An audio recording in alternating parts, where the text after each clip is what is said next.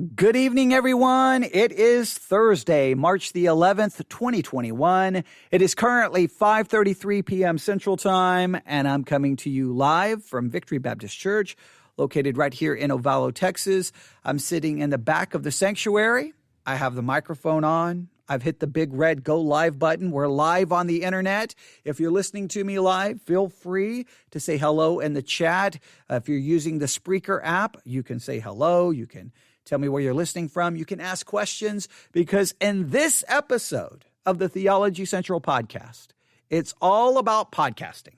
That's all we're gonna talk about is podcasting microphones, podcasting hosting sites, a pod page for your podcast. We're just going to give a lot of basics. I'm going to give a lot of ideas, maybe throw in a little bit of my podcasting philosophy, and just throw in a lot of ideas, because I can imagine that there's always people out there who are just brand new into the podcasting world, right? They're brand new, and they're looking for a way maybe to get started. They have this idea that they want to start a podcast, but they don't really know where to start. They don't want to spend a lot of money. They listen to a lot of podcasts, and they're like, wow, I don't know if I can do that. I don't know if I can do that. And I want to approach this really for those kinds of people. There are those who are very much more maybe technical savvy. They have some technical expertise. They're very savvy when it comes to technology. So they already know a lot of things, but I'm kind of trying to help that person who's just really getting started and see if I can offer some thoughts, some help, some instructions to kind of get you started. And especially, I really want to focus in on those who want to do theology podcasts. For pastors and churches who are not really doing anything with the technology that is available to them, to try to give them very simple setups so that they can get started right now. And hopefully I can offer some thoughts and some help. I know there's other things that I would rather be doing right now. There's other podcast episodes that I would rather be doing right now. But I just feel that maybe I can offer some help, maybe. And look, if you have any questions about anything I talk about, you can always email me at newsif. That's newsif@yahoo.com. newsif@yahoo.com. I try to say that as slowly as I can, because people always accuse me that they can't understand the email address. But newsif@yahoo.com. Please email me. I will do anything I can to help you. I will do anything I can. Just let me know, and I'll do what I can and offer what expertise I have. Let's go through first my history. All right. I started podcasting really before the word podcast was really, I don't even know if it was a word. I mean, the word was probably already there, but put it this way. Podcasting wasn't this big thing with all of these podcasting platforms that it has turned out to be. It was a time where everyone didn't have a podcast. Back then, everyone had a blog. Not everyone had a podcast, all right? So we're going back a long time, all right? And what happened? We were on a website called sermonaudio.com, and we posted our sermons. Right? I mean, we didn't really give it much thought about anything else, just like, post a sermon. And, sermons recorded from the pulpit using a wireless mic. There really wasn't much thought. And I never really, at that time, I didn't really envision, well, wait a minute, I could just drive up to the church and do this and do that and then upload it. I didn't really give it much thought. And I started thinking along, well, wait a minute. The technology is there. I mean, I have a place to upload whatever I want to talk about. Maybe I could start talking about some things that are kind of going on, things that are kind of going on in the world. And so I started trying to record other additional content. I got a microphone that I could hook up to my computer, and started trying to start talking about, about what's going on in the church, what's going on in the world, and just kind of offering, I guess, some commentary, maybe some devotional thoughts. Just kind of started talking. Didn't really know exactly what I was doing, but just start talking and uploading. And Sermon Audio contacted me. I talked to them. I don't remember exactly how the conversation started and who started what, but there was a conversation between me and the person, I guess the owner, operator, CEO of Sermon Audio. I don't remember his position. And basically it was like, hey, I don't remember exactly how I don't remember all the details of the conversation, so I want to be very careful because I don't want to misrepresent the story. But basically, it came across to me that, hey, can you set up something where you can talk about what's going on in the world from basically a biblical and theological perspective. And that led to talking to my daughters about a name, coming up with some artwork. And basically that started what became known as the News in Focus program, where I took the time to focus in on what is happening and what's happening in our world from a biblical and theological perspective. I had no idea what that was about to the doors. I had no idea what was about to happen. But they created a section on sermon audio called News in Focus, even used the artwork that we came up with, right? And then they invited all kinds of pastors to turn on microphones and do the same thing. Now, I had a kind of a vision of what I wanted it to be. It never really turned out to what I wanted it to be, but it did turn out to be a life-altering exercise for me, because I didn't even think about it at the time. Well, wait a minute. If I'm going to be turning on the microphone talking about what's happening in the world, I got to be keeping up with what's happening in the world. And at this point, I was, basically, I was working full-time in the military. I was obviously a pastor, which is basically a full-time job. So basically, I had two full-time jobs. And then the News in Focus program literally became a full-time job. So literally, I had three full-time jobs. I mean, I was not sleeping. It was just like hour after hour, watching the news, reading the news. Okay, what should I say about this? Turn on the microphone. We could talk about all of the negatives that came from it, but the point is, there I was, in a sense, doing podcasting. I was doing podcasting before there was really this even idea. I mean, there was no distribution of what I was doing, really. There wasn't podcast platforms or anything like that. It was just being uploaded to sermon audio. And I've built a pretty good audience. I had about 30,000 downloads and listens a month. Now, you may say that's nothing, but I thought we were doing something right. I thought we were doing something. And at that time, I was using a blue-yeti mic, which is a USB mic, plugged into the computer, and I was using a software called Propaganda. Now, Propaganda it was very easy to use. That's what I loved about Propaganda software. It was so simple. It was easy to add a file, like you recorded your commentary, basically your podcast episode, and then you could add an intro. You could, there's a lot of things you could do. There were some things that it was limited, but it was pretty good software for that time. And that's kind of where I started getting into podcasting. All right. Well, obviously, the culture, the world changed dramatically, and podcasting exploded into this thing where everyone has a podcast. And so now, not only do we have the Theology Central podcast, that's this one. We have the VBC podcast. That's basically our sermons. We have the VBC Bible Institute, where I still got to figure out how I'm going to work that one. And I think it was about last summer, we did a little experiment. I was challenged.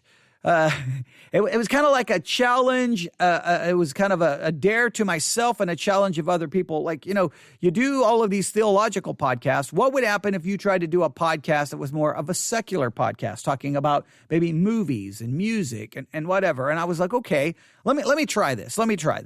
So we set it up. I started doing some episodes, and the next thing we know, and this is hard to believe, but this is actually true, we made it to the number one trending podcast on Spotify. We made it to number one briefly. We stayed at number two for, I think, well over a month. We got knocked out of the number one spot by Michelle Obama. The numbers were crazy. I couldn't believe what was happening. I really could not believe what was happening. To be number two, we were like number 10 in the news category. We were all these categories. We were trending and we were charting on the podcast charts. And that podcast was called Currently On. Now, what was weird is I didn't even really have a vision for what that podcast was going to be. I didn't even really have an idea. It was really just like, let me try this just to see what would happen. And I also was hoping that we could get a sponsor, which is crazy that even when we were charting that high, we never got a sponsor. In other words, we never had anyone to basically we used that podcast under the Anchor platform. And the reason we did that is because Anchor is free. And Anchor is supposed to find you basically a sponsor so that you can have ads and you can monetize your podcast and make some money. So I thought I could make a little money on the side doing this.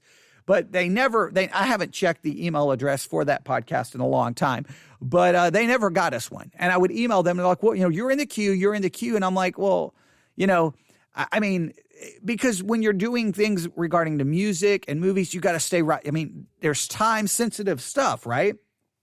Like it's Thursday. If there's a big album coming out tonight, I would need to be recording an episode today because you want that posted like right there at midnight when that new album drops and people are searching for the album. They're finding your discussion of the album. And then you want to get a full-blown review. I mean, that becomes very time sensitive. Well, all the other things I'm doing, it was just like, okay, it became too much. But the point is, I found a way to be relatively successful even in that world, even though I did not pursue it as long. I mean, when you get into trying to promote your podcast, if you've podcasted at all and you're out there trying to get people to notice it, it's work. I mean, it's work. You're just working hard trying to do this. And what can I do this? And what can I get it posted here? And can I get it posted there? Trying to build that audience. And well, there's only so much time in a day and how much you want to do that. But so we got the Currently On podcast relatively successful. And then I kind of like, okay, I accomplished what I wanted to accomplish. Maybe I'll return to that someday. But for now, let me get back to what I really want to do. And that's the Theology Central podcast, where obviously I talk about everything related to theology, where theology is central. And we talk about theology. We do Bible studies. We do devotionals, news commentary. We do everything. But talking about things from a theological perspective, that's what I really wanted to focus on. So bottom line is I've been doing this for a very, very, very, very long time with varying degrees of success. Obviously, a theological podcast doesn't have the same possible audience as a podcast dealing with entertainment and popular culture and music. I mean, you've got a much broader audience. When you're doing things with theology, you've got a smaller audience, and you got to go out and try to find that audience. And that's always the thing. Your podcast is going to have a certain kind of audience, and you've got to try to find the people it appeals to. So I've been doing this for a long time. So here's what I want to do. I just want to give you a basic setup. And this is very, very straightforward. This is what we use. We use a Dell laptop, right? It's right here next to me. We use a Dell laptop. It's the Dell, let me see, I have the model written down. A Dell XPS laptop. Dell XPS laptop. And we were using the blue-yeti mic. But we found ourselves having all kinds of problems with the blue-yeti mic.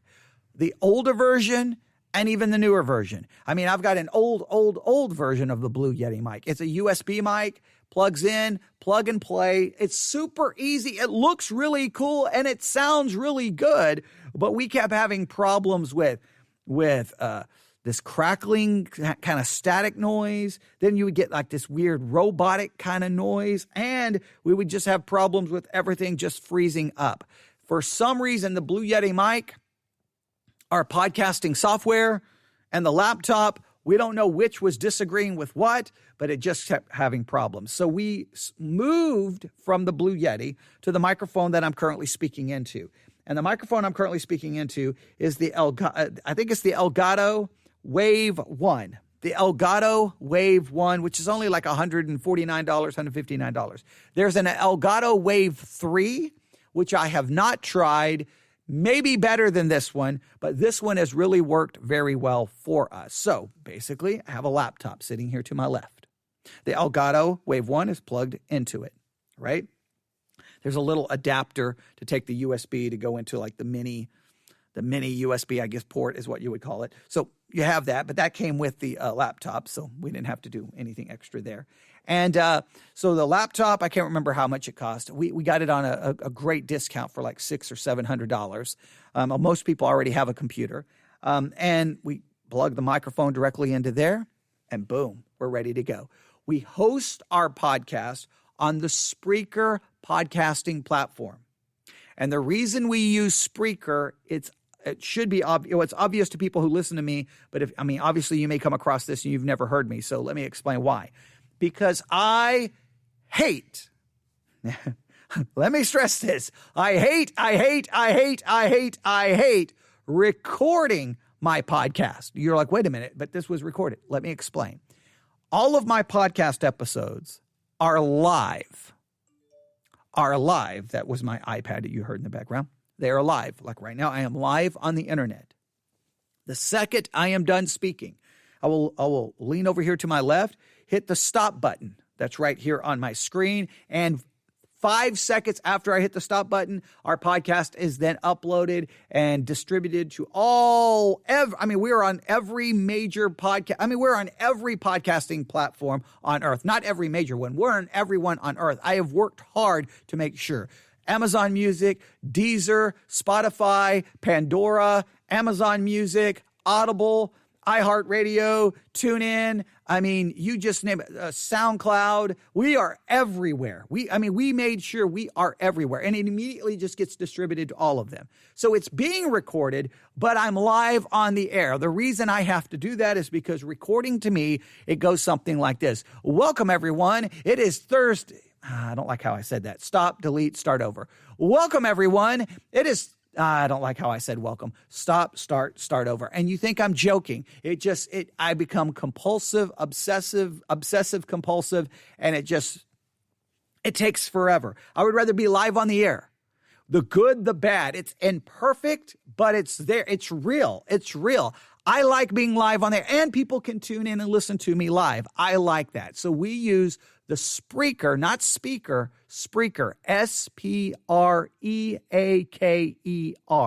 Spreaker.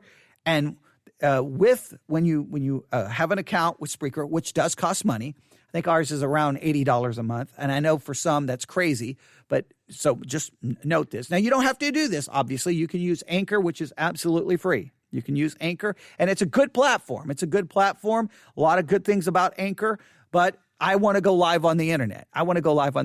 So that's why I use Spreaker. Now, when you get a Spreaker account, there's basically you can go live just holding your mobile phone. There's an app for that where you can just go live and do your podcast episode just using an iPad. Obviously, you're not going to get the best sound, but you can do it that way. Or an iPad, iPhone, Android, whatever. Or if you have a desktop, like a laptop, computer, you get the desktop app for Spreaker, and it's a studio. And in the studio, you can do all kinds of things, right? You can put in files that you can play. For example, I'll just show you. You can reach over here and do this.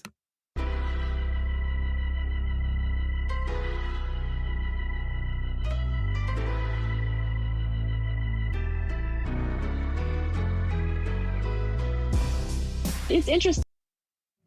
There you go. You can play. You can review, and you can give commentary on a news clip. You can give commentary on whatever. I do a lot of reviewing sermons or lectures on theology. They're right there. You can plug them in.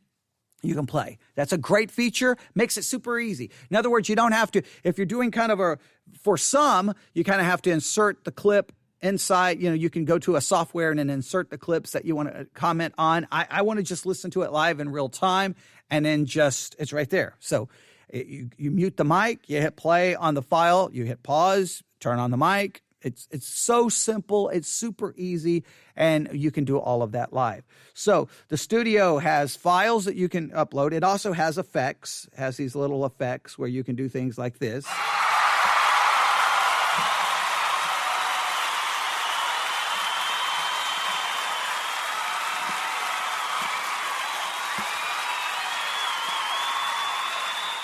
They have all kinds of effects. You can add your own effects, and it has a chat where people can chat with you while you're live on the air. And again, the second you are done, it uploads it will even upload to YouTube. It uploads everywhere, and then you have your podcast right there. It's super simple. A laptop, a USB microphone, elgato-wave 1 is what we're using, you go live and then it's uploaded. Now, if you don't want to go live, they have a feature where you can just do offline. You can record using the same studio, using all of those same features where you can add files, do everything. It's right there. It's super easy, super simple. Anyone can do it. I do not have a lot of technical knowledge. I do not. I'm not a technology person, right? I talk. That's what I do. I talk. I can sit here in front of a microphone for 4 hours without a guest, without interviewing anybody, and talk. So I can do that. So I don't want all of the, big production. A lot of people want the big production. We do have a professional intro. If you don't hear it when it's uploaded other places, we could fix that. The reason it doesn't show up, it's built. We could either add the file, right? Or in other words, I could play the file every time I go live, and then it would just be on the recording. But it's kind of just automatically put there when you're listening to it via Spreaker or a Spreaker embedded player. But we got that professional intro for what, $20, $25 via Spreaker has a place where you can get a professional intro done. It was only $20 or $25, and it's there. So if you want to hear what it sounds like, listen to us on the Spreaker app, and you can hear the professional intro. So with the monthly hosting fee of being on Spreaker, it's all about $60 to $80 a month, depending on what package you go with. We have an unlimited space, so we don't have to worry about losing episodes or anything like that. But you can check out Spreaker. Again, I think it's very simple to use if you want to go live. If you don't want to go live, by all means, if you don't want to do live internet broadcasting, you just want to record your episode, by all means, check out Anchor since it's free. Check out Anchor since it's free, and you can still have your podcast distributed everywhere. So we use the elgato-wave 1. We use a Dell laptop. We use Spreaker, the Spreaker Studio, and we do all of our podcast episodes live. Now, there's something else you may need. You may need a website for your pod page, or you may need a website for your podcast. And I would suggest the best way to get a website for your podcast is a pod page. Yeah, I messed that all up. Now, my delivery was not very good. See, but that's what happens when you're live. There's no way to go back in and edit that. That's okay. I would rather the imperfection be there than it all edited and chopped up and spend 45 minutes editing. I've heard people do podcasts and I talked for 45 minutes and spent 4 hours editing. And I'm like, that's not a life I want to live. If you want to live that way, fine. I don't want to. I would look. We all make mistakes in communicating, so just allow those mistakes to be there. It gives your podcast its own unique kind of vibe. It kind of becomes a part of what your podcast is. Your imperfections. It's just a part of it. Look, if you're trying to create a radio program, then all means create a radio program. But podcasting to me is where you as an individual can reach other individuals communicating about whatever you think is important. And I don't think it always I know it's become very corporate and very, it's got to sound a certain way, and there's a template, and everyone's doing it the same way. And I don't think you should be intimidated by that. If that's what people want, that's what they're going to go after. But there's got to be room for people who can just turn on the microphone and talk about what's important without worrying about everything being perfect. Or you can edit it to death. Look on YouTube. Look at YouTube videos. Those things are chopped into a million pieces, and it's like chop, chop, chop. You see the little jump edits. Boom, boom, boom, boom, boom, boom. Like 900. And you're like, whoa.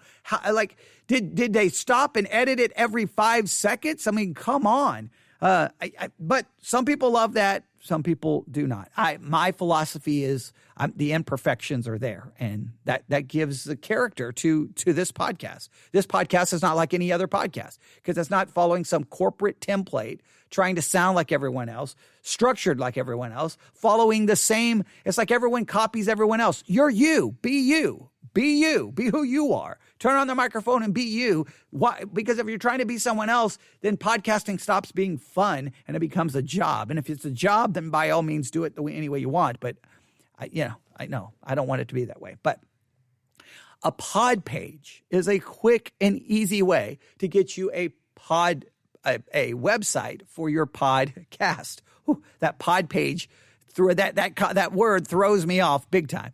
Now, the pod page is very simple. In fact, let me pull up the website really quick. I can pull up my pod page so that you can look at one that's complete. But really, you can have one made for yourself in about 5 minutes for absolute free. And then you can see what it looks like. Yeah, it's podpage.com. I thought it was. Podpage.com. That's podpage, all run together. Podpage.com. You can have your own website built in 5 minutes. I'm not joking. It is super simple. You're just going to basically take your RSS feed to your podcast. You're going to put it in, and they're going to build it for you. No sign up or credit card is required. You do that, you can look at it and go, wow, that's what it's going to look like. And it's awesome. The pod page is simple. If you want to see our pod page, go to theologycentral.net. theologycentral.net. We have 2 pod pages, but that's the main one. theologycentral.net. That's our pod page. That costs about $15 a month. It is an additional expense, but if you want to get your podcast known and seen and people find it, a pod page could be very helpful. All right. Well, we're very grateful for the people at Podpage. They were very helpful to us, helped us get things set up. They were beyond great customer service. Went above and beyond, and I could do nothing. I recommend Podpages. Anyone who contacts me and they have a podcast, first thing I look, do they have a pod page? A lot of them say, well, we have kind of a website. I think, and this is what I have seen, very few of the websites to me really function and work as well as a pod page. The pod page is really designed for your podcast. It just takes your podcast and turns it into a website. Now, if you want a website for other things, then by all means, some people will take the pod page concept and you can do a lot of your own work on it and try to structure it in a way. Some people want more of a website. I just wanted all of my podcast episodes placed on a website that people could easily find, a searchable database they could download, and they could subscribe to wherever they want to listen to my podcast, wherever. I mean, I don't know how many different options you have there, but you can look for yourself. It does take a little bit of work. You don't need a lot of technical expertise, but you need a little. But with a little bit of help, anybody should be able to get their pod page up and running and operating. And you should be doing that. You should. So those are some basics. So again, Dell laptop, an elgato-wave 1 microphone, to me, works better than the blue-yetis for at least our laptop. Again, we had some serious issues with static, this robotic sound, everything freezing up, and it may be because we were trying to stream live. It may have been because we were trying to stream live, possibly. But I think even when we were doing some testing offline, we were still having some of the same problems. We have not had any problems so far with the elgato-wave 1, so far. Hopefully we never have any more problems again, because the last thing I want is to have to worry about is everything sounding right. I want to be able to just hit go and then talk and then get my content uploaded as fast as possible. So I would highly recommend the elgato-wave 1. Now, you can use whatever laptop you want, but certain microphones may work better with your laptop and others may work not as well. You'll have to do your own testing there. But the USB microphones, I know some people they want a soundboard and they want a mixer. They want all of these things. Go all in if you want. You can. But I say start with the smallest investment possible and then see how committed you are to it. If you want to go all in, go all in. But I think you can have all the bells and whistles. You can have all the equipment in the world. You can spend all kinds of crazy money. You can have the coolest setup. You can take some cool Instagram pics of your podcasting setup, and everyone will give you, likes and think it's awesome. But it comes down to what your content is. You got to figure out who your audience is and your content, and you got to figure out what you're going to go from there, what you're going to do from there. And then you've got to produce it. Now, some people got to have, it's very popular now to have the two people doing a podcast episode. So you have two people talking. I love a lot that. The people love that. A lot of people love the interviews, doing interviews. I'm a solo podcaster. My way is I turn on the microphone and I talk. That's what I do. I review a lot of audio. I play a lot of audio, but I'm the one to talk. I don't have anyone. I don't do the, podcast buddy kind of thing. A lot of people like that. They like that conversational kind of thing. If that's your thing, wonderful. Just don't do it because everyone else is doing it. Right? Don't okay, I got to interview people. Who can I interview for my podcast? Who can I interview for my podcast? Who can I interview for my podcast? Why do you have to have an interview? I don't understand that logic. Why? Just turn on the microphone and share, talk, be real. Your thoughts, your opinions, your viewpoint, whatever you're trying to accomplish. Now, mine obviously is a little different because mine is about theology, and I do a lot of teaching, theology, church history. Yeah, so mine tends to focus right there. So maybe you're different, but I'm saying if you have a passion about, say, professional wrestling, do you have to have someone else there to bounce back and forth, or can you just talk about it? I know it does break it up, and it may please more listeners to have two people, but don't feel like you have to do that. Don't feel like you have to spend forever finding someone else and figuring out who you're going to interview. Talk. Just talk, okay? That's what you need to do. But for pastors and for any Christian who wants to share a Christian perspective, the setups are easy. I still to this day don't understand why pastors don't use the technology more to talk about what's going on in the world, to feed people spiritual truths, to teach devotionals, Bible studies. I don't get why they don't use the technology. Most pastors have an office. Most of them have a computer sitting in their office. Just plug in a microphone and talk and upload and teach and preach. And I don't get it. But the setup, again, is extremely simple. So let me go through it again. A Dell laptop. Whoa. Yeah, I'm doing great today. I want you to know that I am a professional podcaster. You wouldn't hear it from me speaking today. A Dell laptop, an elgato-wave 1 podcast microphone, and I do have a pop filter.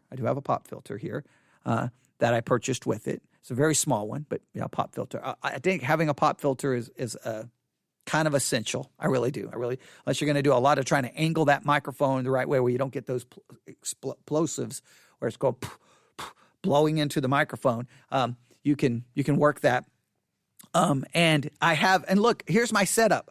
I don't even have a microphone stand. I literally have this microphone sitting on top of 4 books so that it's the perfect level for me speaking. That's how unprofessional I am. I don't even have a microphone stand, but that means anyone can do this. You don't have to have all of the bells and whistles to get started, and you don't even really have to have all the bells and whistles to be successful. You really don't. Now, it depends on how you define successful. I should take that back. If your goal is to monetize and get money, then I cannot help you there. All right. Because I don't monetize my podcast. None of these. Now, I was going to monetize Currently On, and I was super successful, and they still didn't get me anyone to add commercials to the podcast. And I guess I could run out there trying to find people, but no. So I personally think if you get into podcasting with the goal of making money, you can. There are those who can obviously pull it off and be gigantically successful, right? Some people have made some serious cash, but you better first go in it first and foremost, just because you have a desire to communicate whatever you're trying to communicate, whatever it may be. Your love for literature, your love for wrestling, music, politics, theology, philosophy, whatever. And then if you have that passion, then you always have something to talk about. I never run out of things to talk about. So, there's a basic setup, and I just want to get that out there for those. Again, if your church is trying to get into it, I still don't understand why churches don't do more. I still don't understand why churches don't use the technology that they have available to them. And I know the thing now is everyone runs to the video. Everybody wants to be a YouTube star. If that's your thing, I can't help you. I've got a friend who's got a successful YouTube channel. I mean, it's great. If you look at his setup, he's got green screens. He's got the lights. That's not my world. That's not my world. I don't want to have to set up a green screen, get the right lights, and then edit. That becomes like a job in and of itself. I want to communicate certain things. And if that, and hopefully you're communicating something you actually love. I mean, I guess you can always find that thing that will get you the audience. But I just think at some point, if you don't really have a passion for it, I mean, I guess you can have a passion for it because people love hearing you talk about it. But I just think if it's not a deep, ingrained passion inside of you, you're going to get bored and you're going to get tired, and it's just going to become a job, and you're going to start losing that you'll always find that adrenaline rush when you get certain numbers, or certain people respond to you, or someone follows you, or someone shares it, or you're always going to get that adrenaline rush. But long term, you better just have an absolute passion for what you're talking about. So it will go there. So I'll just summarize it this way. All right. And I know I'm just kind of stream of consciousness, but I'm just throwing some basic ideas out there to you. All right. So a laptop and a USB mic, a podcasting hosting site. Anchor is free. By all means, use that. Then you can get it distributed to anywhere you want from Anchor. I use Spreaker because I like to do my things live on the air, like I'm live on the air right now. I prefer that. That to me is there's more of an adrenaline rush being live on the air than just sitting in an empty room, literally knowing the only person you're currently talking to at that time is yourself. Right now, there's probably people listening to me live. I don't know who they are, but there's people listening to me live right now. Don't know how many, because I don't even want to know, because that can distract me. But I know that there are people listening to me. That, to me, is more fun and more exciting. So you can use whatever podcasting hosting site you want, but laptop, a USB mic. Again, I'm using the Elgato-wave 1. Then you just start recording episodes and you start getting things uploaded. I would also highly recommend a pod page for your podcast. 5 minutes. All you got to do is take your RSS feed, you load it in there. Now you will have to buy a domain name and then get the domain connected to it. That's the technical part that's very confusing, but the people from Podpage are very helpful in helping people get their domain set up. So you can purchase a domain from a lot of different places, and Podpage can give you directions on how to do that. Very simple, but you can get that all set up, and then therefore you have a website for your podcast. You have a hosting site. You just start uploading content.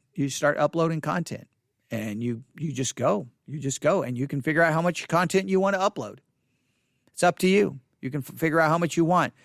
I mean, I'm here all the time. I don't follow. I've been told you shouldn't do more than once a week. And I'm like, well, who made that rule? So last year we did 900 plus episodes. People said that's ridiculous. Maybe it is. Who makes the rules? Like who gets to why? That's what I don't like about it. It's like there becomes a template. Like, this is how everyone must do it. Why do you have to do it like everyone else? I don't have to follow anybody else's rules. I don't have to. I can do it the way I want to. Now, I may hurt myself, but there's some point, by doing it the way you want to may hurt you, but doing it the way everyone else wants you to, you end up losing you. So do you want to hurt you or lose you? You know what? I just want to do what I want to do to the best of the ability that I can, and hopefully people who want it will find it, and the people who don't like it, well, they'll usually leave you a mean comment, and then they'll move on. You'll be like, okay, thanks for telling me I'm an idiot. Thanks for telling me my podcast is garbage, and I greatly appreciate your constructive criticism. And then you'll find those people who love what you're doing, and they'll be your super listeners, and they're the ones who support you and encourage you, and they're the ones who share your podcast, and they're the ones who keep you going.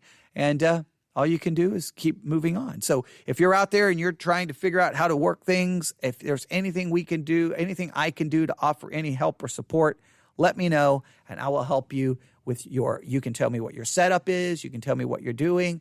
I'll listen. I'll try to listen to what you're doing. But there's no one can really tell you that what you're doing is right or wrong. I don't even like that mentality. Like, listen to my podcast and tell me what I'm doing right or doing wrong. Like, who made the rules that there's a right way and a wrong way? You're communicating. Some people are going to like how you communicate. Some people are going to hate it. Some people are going to love what you do. Some people are going to hate it. You may have to spend 6 months going through all the haters before you find those who like what you're doing. You can't worry about it. You can sit there and say, I got to change this, and I got to change this, and I got to talk like this, and I got to talk like this, and I got to do this, and I got to do that. Why? Who made the rule? It's your podcast. Let it be yours. Okay, and you're like, well, my podcast doesn't sound like their podcast.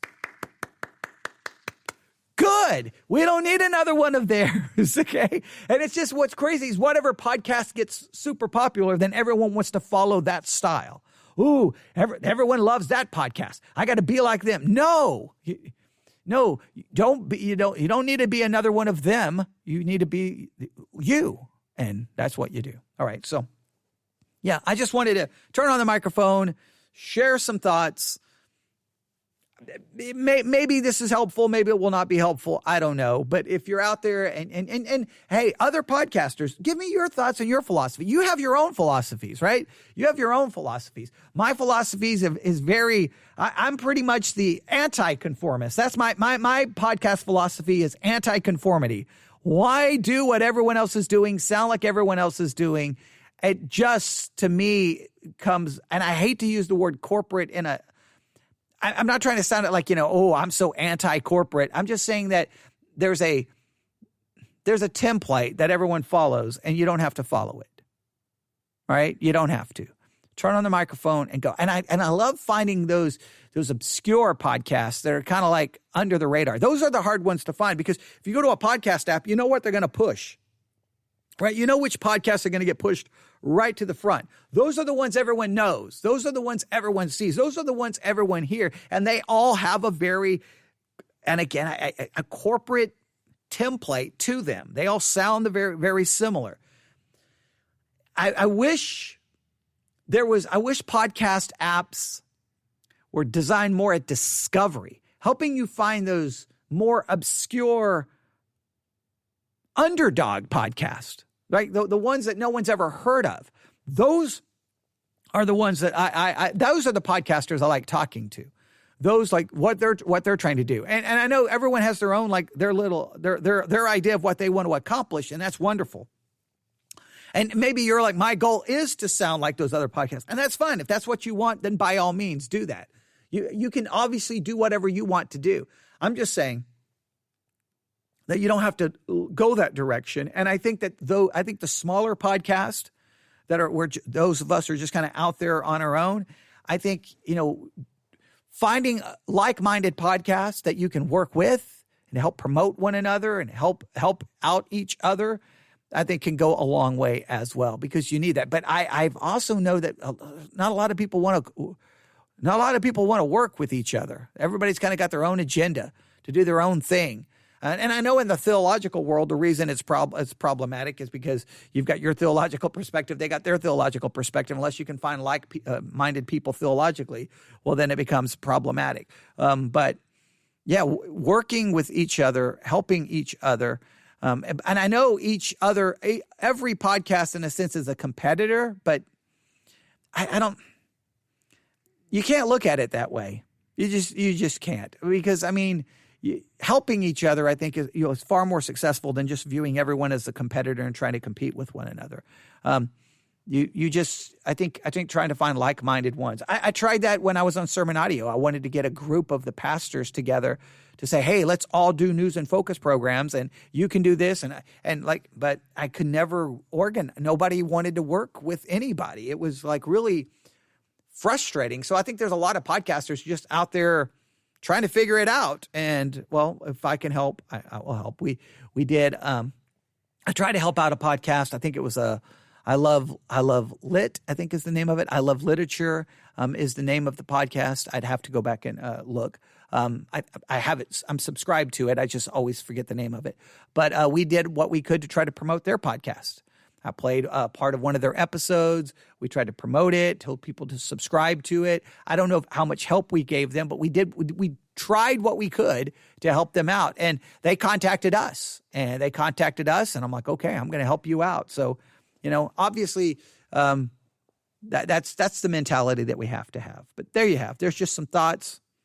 Laptop, USB mic, a podcasting hosting site, and a pod page.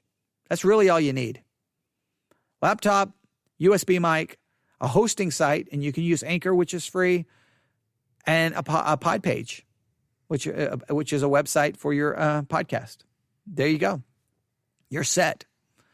And then you start creating content and see what happens. But if you have any questions about microphones, which ones to use, which ones not to use, again, Blue Yeti, I know a lot of people say, don't use a USB mic. Do not use a USB mic. Set it up this way, this way, this way. Okay, great.